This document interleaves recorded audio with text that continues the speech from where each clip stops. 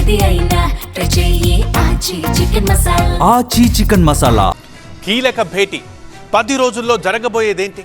అందరి దృష్టి ఆయన మీదే. ఆయన మంత్రి పదవి ఉంటుందా ఊడుతుందా? ఈ అంశంపైనే ఉత్కంఠ కొనసాగుతోంది. ఈ క్రమంలో సీఎం రేవంత్ గవర్నర్ని కలవడం ఆసక్తికరంగా మారింది.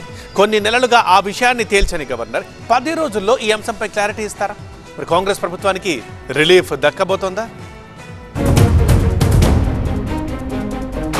సీఎం రేవంత్ రెడ్డి రాష్ట్ర గవర్నర్ శివప్రతాప్ శుక్లాతో భేటీ కావడం రాజకీయ వర్గాల్లో పెద్ద ఎత్తున చర్చ జరుగుతోంది. లోక్ భవన్ కు వెళ్లిన ముఖ్యమంత్రి గత కొంతకాలంగా పెండింగ్ లో ఉన్న గవర్నర్ కోటా ఎమ్మెల్సీ ఫైల్ గురించి ప్రధానంగా చర్చించారు. నిబంధనల ప్రకారం చట్టసభ సభ్యుడు కాని వ్యక్తి మంత్రిగా ప్రమాణ స్వీకారం చేస్తే 6 నెలల్లోపు అసెంబ్లీ లేదా కౌన్సిల్ సభ్యుడిగా ఎన్నిక కావాల్సి ఉంటుంది. అజరుద్దీన్ మంత్రిగా బాధ్యతలు చేపట్టి ఈ నెల 30తో 6 నెలల గడువు ముగియనుంది. అంటే మరో 10 రోజుల్లోపు ఆయన ఎమ్మెల్సీగా ఎన్నిక కాకపోతే మంత్రి పదవికి రాజీనామా చేయాల్సి ఉంటుంది. ప్రభుత్వం పంపిన ఎమ్మెల్సీ అభ్యర్థుల జాబితాలో కోదండరామ్ తో పాటు అసరుద్దీన్ పేరున్నప్పటికీ గవర్నర్ ఆ ఫైల్ పై ఇంకా తుది నిర్ణయం తీసుకోకపోవడంతో ఉత్కంఠ నెలకొంది.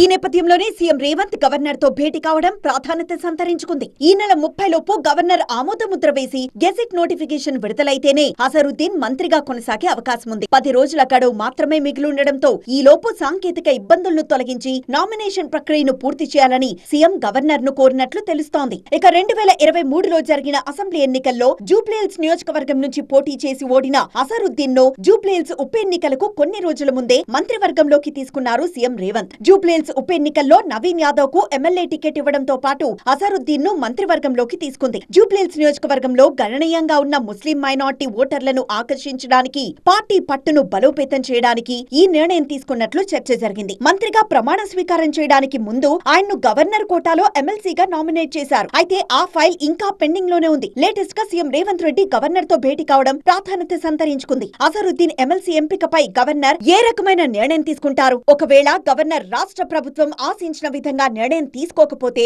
ఎలాంటి పరిణామాలు చోటు చేసుకుంటాయన్నది రాజకీయంగా ఆసక్తి రేపుతోంది.